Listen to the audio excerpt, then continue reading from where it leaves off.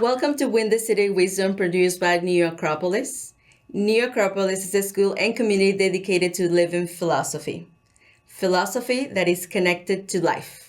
My name is Yadira, a student volunteer, and with me here is Shira Segev, teacher and volunteer at the Acropolis School in Chicago. Thank you, Shira, for joining us today. We have a lot of questions. So welcome. And so we are going to talk about a hot topic. So about failure. So no one likes to hear about this word, right? And then we're going to talk about, because we have a surprise that I want to tell you at the last of our show right now. So failure, what can you tell us about? What do you think is a relevant topic? So first of all, I have to say it's a topic that is close to my heart because I'm very good at it. I'm very good at failing. And it's something I've been doing my whole life, almost 50 years of life. And when you say failure, what do you mean? So when we think about it, failing is something that every person experiences at one point or another in his life, right? And it could be very small things, right? Things that only we know about with ourselves. It could be something bigger that other people see, right? But for the most part, when we think about failure, are the things that we feel we didn't succeed in, right? Whatever that means. It could be in any aspect of life. It could be relationship, it could be professional, it could be a goal I set or anything. But this thing that causes me first doesn't necessarily fulfill my expectations, right? It's different from what I expected. But more importantly, something I wasn't able to do or achieve and cause me pain, cause me suffering, and a lot of time bring out a lot of hard emotions and thoughts related to it, right? So it could be shame, it could be guilt, it could be regret, it could be fear and anxiety, right? You're saying that this failure, so we could see it from the external, but also it happens internally. Right. And that we are kind of avoiding the topic because we don't like the feelings that come with it. It's not only that you are not able to complete whatever you were doing or you were thinking about doing in a certain way, but also it's more the emotions that comes with that. Right. So a lot of times when, so for example, the word failure itself brings out all kinds of memories, right? Or all kinds of, again, experiences in life that we would rather avoid, that we would rather forget about. Of course, no one wants to fail. Right. Nobody wants to fail. Yeah. But I think we are missing a big, important So thing. You're proposing and you're saying, yeah, you have to welcome the failure.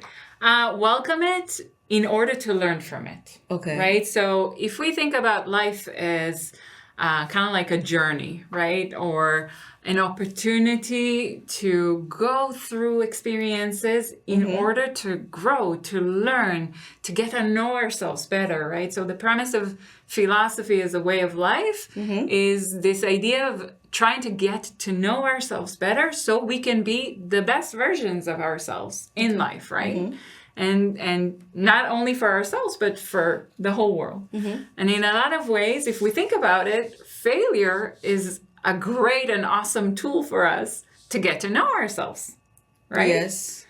Because when we think about it, failure is the perfect opportunity to see the things that we still haven't mastered.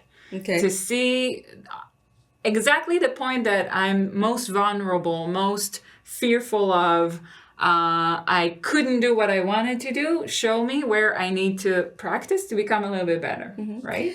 We're in the School of Philosophy, so we practice. We have this philosophical approach to all aspects in life, and like you mentioned, from a philosophical perspective, how can be this failure? How can we manage, let's say, our failures, or instead of avoiding them, or saying no, I don't want to fail, right? Because there is also, we create this persona that we are perfect, right? But we are, letting in New Acropolis saying, no, you shouldn't do that. You should embrace it, because you're going to become like a better person when you fail, right?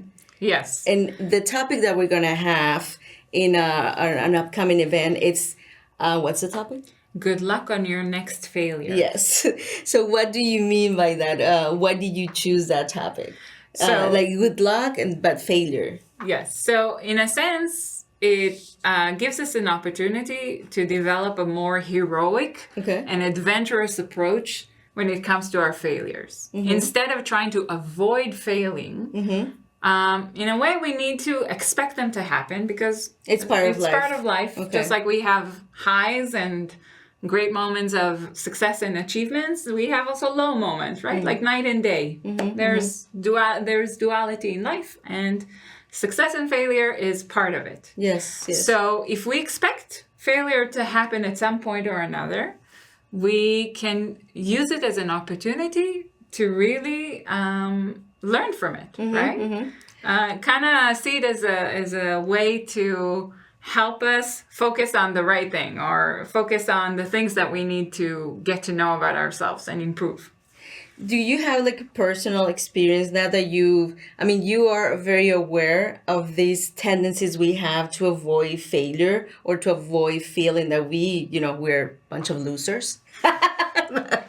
But what's your experience? Take me to your process when you are identifying this. What do you do not to avoid the learning process, which at the end of the day, that's what we want from failure, right? And that's really a change in the frame, because it's not failure, but it's the learning process. Yes. And that's why also we call the event Good Luck on Your Next Failure, turning setbacks into stepping stones. Okay. And of course, I have a lot of examples to share, because as I mentioned, I'm very good at failing. And I can share one that is related to my professional life. So I work in early childhood education for more than 20 years now. I used to be a preschool teacher, and I'm a doula and a nanny. And I really love what I do. I'm very invested in early childhood education. And it's interesting because the first years after a child is born is very important, impactful, and there's a lot of changes that happen. And at the same time, a lot of things that we can learn about ourselves from this short period of time, right? And one example I can share, for example, I was a preschool teacher at a preschool, and at some point I noticed it takes a lot of my time, and I wanted to be independent. I wanted to manage my time better so I can also do other things. I was a young mother. I was married. I'm still married. And I was a teacher, and I wanted to invest in other things as well. And I understood that I needed to become more independent and not to be able to do other things. Yeah, exactly. In a preschool setting that demanded a lot of my time and energy. So I thought, well, I wanted to continue doing what I'm doing because I love my work. And my daughter was little, so it made sense to open a daycare, a private daycare at home to take care of the kids. There's always babies around. There's always somebody who needs to take care of them. So I was happy to do it.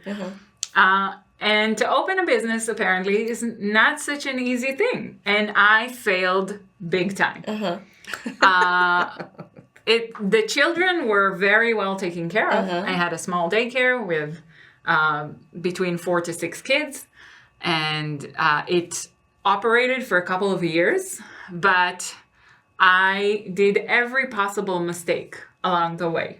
Okay. I hired the wrong bookkeeper. I tried to do everything by myself. Even at some point, I took on assistants that were not necessarily the best fit. And so on. The list can go on and on. But eventually I realized this was not helping me do what I wanted to do. Because it affected me in a way that I was drained. I was constantly nervous and stressed. I was, obviously it took also a physical toll on me. I felt I wasn't present in the life of my daughter, my relationship, other things I wanted to focus on. And how was the process of realizing all of that and then not stopping at saying, okay, I'm done. I'm not gonna do anymore. I'm failing at this, because you took this experience and then learn from it. So how was it? How was the process? So obviously it went on for a while. There was a lot of time invested in it, and it's interesting how when we start something. And it's also by itself a very interesting observation, because we start something and we don't know how it's going to end, right? Like there's an uncertainty. No one is guaranteeing we're going to succeed in it. But we go for it anyway. And once it starts going, it's very hard to admit that we're failing, right? It's very hard to admit this was not the right thing for me. I know what I'm good at. I know that I'm very good at taking care of children, but I'm not very good as a business owner. And also, I've also learned that I don't need to do everything by myself. I could ask for help. I need to be better at getting the help that is right for me, and not any help. Right? And I think it's also, there are also in what we see exposed in social media nowadays, that all those lives seem great, right? They are very successful people. But we don't see what's behind the scenes, or we don't see the process. And you mentioned a show that there's some conference. What's the... So this show is called, or this kind of meetup, I don't know exactly how to describe it, but... There's a bad word on it. Yeah, it's the F word that we're not going to say on TV. But it's called F Up Nights. And you can find it on YouTube. And basically, it's an opportunity for people to go on stage and in front of a crowd, share their most epic failures, and also share what they learned from it and how they grew from it. And it's a very interesting thing, because you can see people who are very successful in their profession or in certain aspects of life. But for me, the most interesting thing is that, first of all, they are willing to open up about their failures, which is something very good that I think we need to adopt as a society, right? Not to be ashamed of failing, but actually look at them, admit them, acknowledge them, and then to share what we've learned from them, right? To allow everyone to be able to see that we can all grow from them. Yes, even the most successful. Right. What do you think is relevant nowadays? So not only the impact that you are mentioning in your personal life, but now this show is like exposing, big people that they are exposed also to failure. What do you think is relevant to spread the word that failure is good? So first of all, I have to say that I think we can, something that philosophy teaches us, and a lot of other practices like Buddhism, for example, is that we don't have to look at life only as good or bad, right? Life is an experience. Life is movement. And we will always have both together, right? So in a lot of ways, we can look at everything that we experience beyond just the framework of good or bad. This is good for me. This is pleasant. I want more of. This is bad for me. I don't want anything to do with it. And I'm just going to ignore it or run away from it. So we just need to look at things for what they are. We need to look at things as experiences, as opportunities in a lot of ways. And you mentioned, before we were talking about, and when we are not welcoming this topic of failure, we might be missing some opportunities, right? Because of growth. Yeah. You mentioned that the idea of welcoming, of reframing the failure, it's because we are able to learn from those experiences. Of course, if we let us, right? Right. And it reminded me of a topic we talked, Aguilar and I, a while ago, about karma. So failing is similar to karma. Right? What do you think about that? In a way, if we accept and agree with this approach, so karma again is not the B word, right? Yes. Karma is not punishment. Karma is basically a mechanism of, we can call it a law of nature that can help us follow a plan, right? Can help us steer us back to a path that ultimately will help us become better, more conscious, happier people, right? So karma basically talks about this law of action and reaction. Every action that we do have a reaction or has consequences, right? And in a lot of ways, if we think about it, failures or mistakes or the things that we fail at are kind of like agents of karma. They suggest that we missed something on this path, in this constant movement that we call life. We forgot something. We didn't have the right attention, and we missed something. And in a sense, a failure is just reflecting to us again our shortcomings, our vulnerabilities, the things that we still didn't perfect. Yes. That are imperfections, right? In your line of work as an educator, you deal with, of course, children and also the parents. How has having this approach of failure has helped you? Do you have like an experience or an anecdote that you can think of that you really remember? Oh, this is failure. Let me approach it in a different way. Yeah.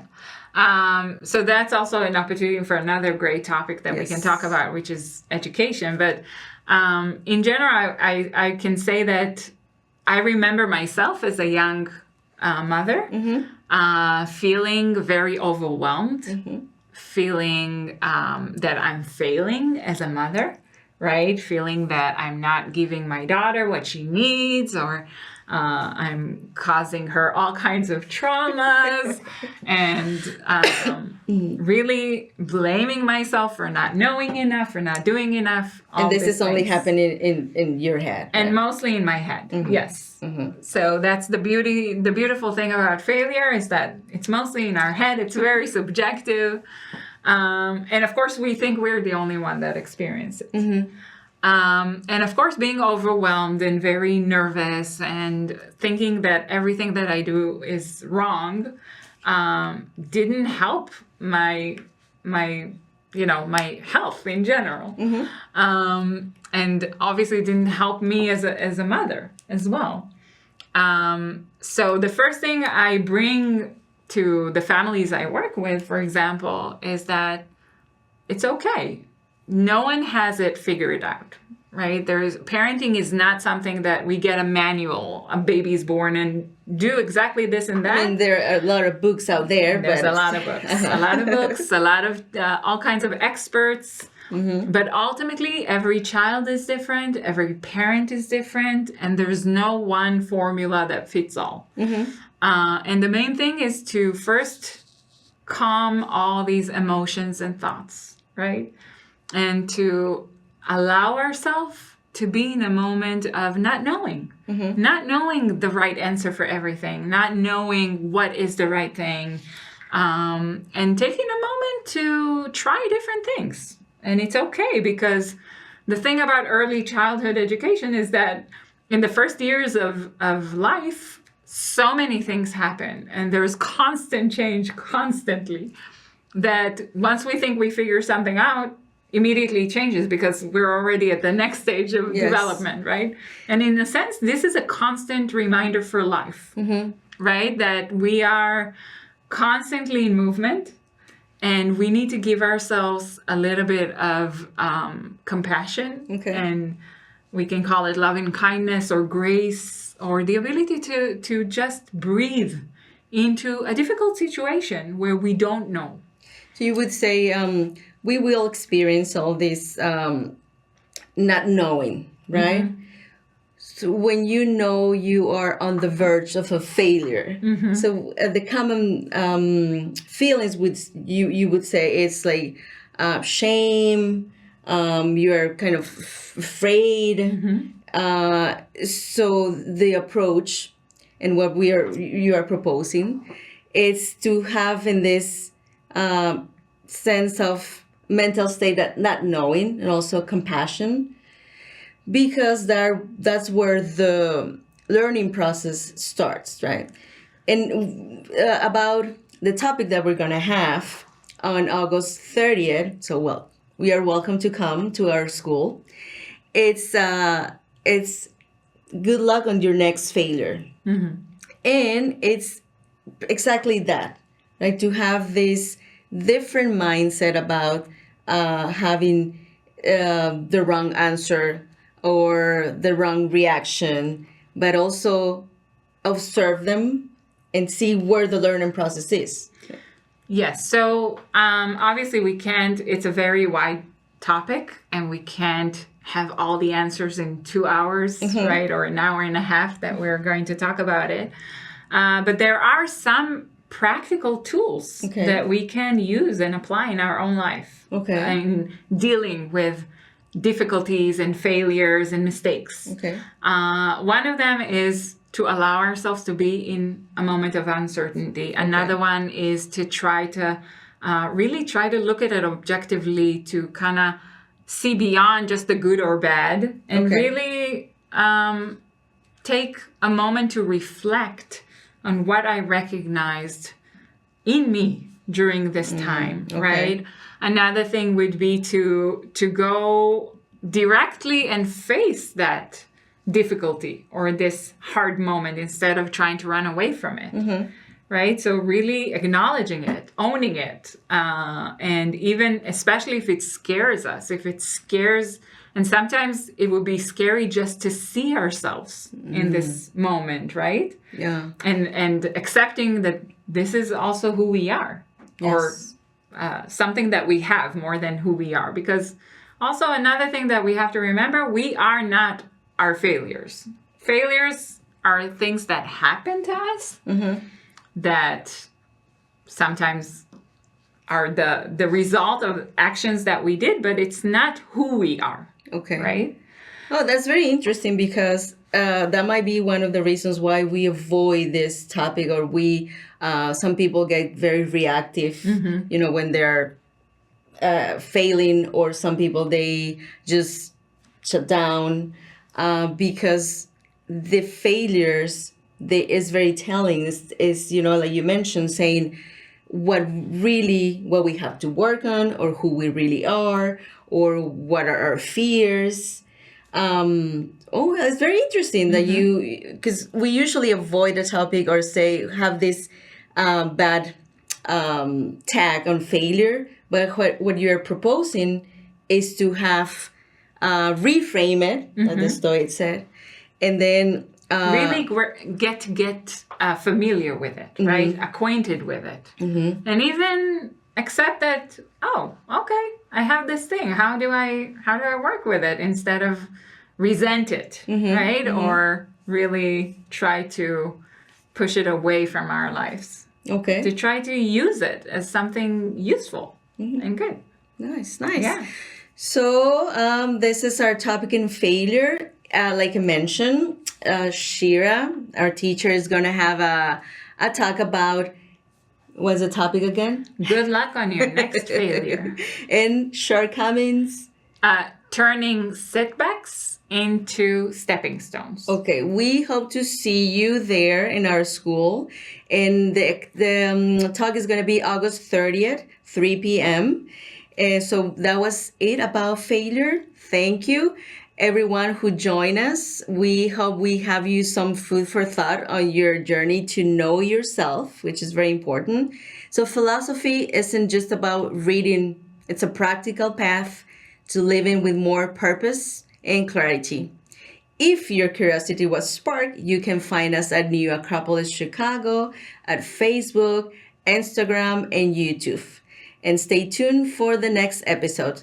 See how timeless wisdom can be a tool for modern life. Until next time.